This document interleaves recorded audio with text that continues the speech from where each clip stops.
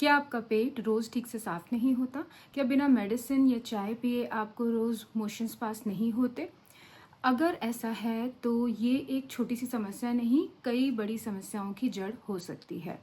जी हाँ, मैं हूँ डॉक्टर निवेदिता और आज मैं आपको बताऊँगी कि कॉन्स्टिपेशन किस वजह से होता है और इससे कॉम्प्लिकेटेड जो चीज़ें और भी जुड़ी हुई हैं उसके बारे में, और कैसे आप इससे निजात पा सकते हैं।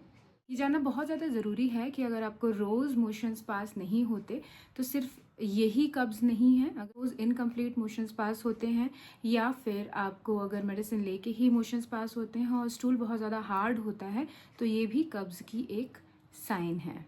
कब्ज़ होने के 7 आम कारण होते हैं। पहला है फाइबर का अमाउंट कम लेना। अगर आप फाइबर कम लेते हैं तो आप कॉन्स्टिपेशन के लिए प्रोन हो सकते हैं।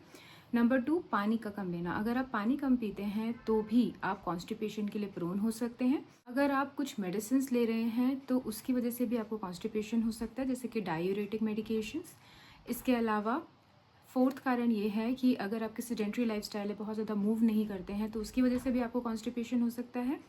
अगर आप बहुत टाइम तक अपने मोशंस को रोकते रखते हैं तो उसकी वजह से भी जो स्टूल है वो हार्ड हो जाता है, और ये एक मुख्य कारण है आपकी कॉन्स्टिपेशन का। एंड डायबिटीज़ जैसी परेशानियों में भी आपको कॉन्स्टिपेशन हो सकता है, और हाइपोथायराइडिज्म का भी कॉन्स्टिपेशन एक मुख्य कारण होता है। चलिए जान लेते हैं कि कब आपको डॉक्टर्स से मिलना ज़रूरी होता है। अगर आपका स्टूल बहुत ज़्यादा हार्ड है, बहुत पेनफुल आपको स्टूल पास हो रहा है, स्टूल के साथ अगर आपको ब्लड आ रहा है, अगर आपको वॉमिटिंग, गैस या ब्लोटिंग जैसी प्रॉब्लम आ रही है, और इसके अलावा अगर आपको बहुत ज़्यादा पेट में दर्द हो रहा है, तो आपको अपने डॉक्टर के साथ ज़रूर मिल लेना चाहिए। चलिए जान लेते हैं कि कैसे आप कब्ज़ से बच सकते हैं। रेगुलर बेसिस पे अपनी डाइट में फाइबर ज़्यादा रखिए, सैलेड ज़्यादा खाइए। नंबर 2, पानी आप इनफ अमाउंट में लीजिए, यानी कि कम से कम 2 से 2.5 लीटर पानी आपको ज़रूर लेना चाहिए। इसके अलावा फिजिकल एक्टिविटीज़ करना भी बहुत ज़्यादा ज़रूरी है। अगर आपकी सेडेंट्री लाइफस्टाइल है तो ये एक बहुत बड़ा कारण है कॉन्स्टिपेशन का। नंबर 4, टाइम पे भोजन कीजिए, यानी कि अगर आप ब्रेकफास्ट, लंच, डिनर में बहुत ज़्यादा गैप करते हैं तो उसकी वजह से भी कॉन्स्टिपेशन आपको हो सकता है। नंबर 5, अगर आपको मोशंस आ रहे हैं तो अपनी इस अर्ज को मत रोकिए, क्योंकि इसकी वजह से आपका कॉन्स्टिपेशन और ज़्यादा बढ़ सकता है। अगर फिर भी आपको कॉन्स्टिपेशन हो गया है तो आप कुछ मेडिसिन्स लेके अपने कॉन्स्टिपेशन को ठीक कर सकते हैं, क्योंकि ज़रूरी है जानना कि कई बार पानी की कमी से कॉन्स्टिपेशन हो रहा होता है, कई बार फाइबर की कमी की वजह से कॉन्स्टिपेशन हो रहा होता है, लेकिन कई बार आपके जो स्टमक का, आपका जो इंटेस्टाइन का पेरिस्टाल्टिक मूवमेंट है वो वीक हो जाता है, और उसकी वजह से आपको मोशंस प्रॉपर्ली पास नहीं हो रहे होते हैं। ऐसे केस में आपको कुछ मेडिसिन की रिक्वायरमेंट होती है। इनिशियली आप उन मेडिसिन को लीजिए और उसके साथ में आप लाइफस्टाइल मॉडिफिकेशंस कीजिए। धीरे धीरे आपके जो पैटर्न है वो सुधरेगा और आपको रेगुलर बेसिस पे मोशंस पास होने शुरू हो जाएंगे।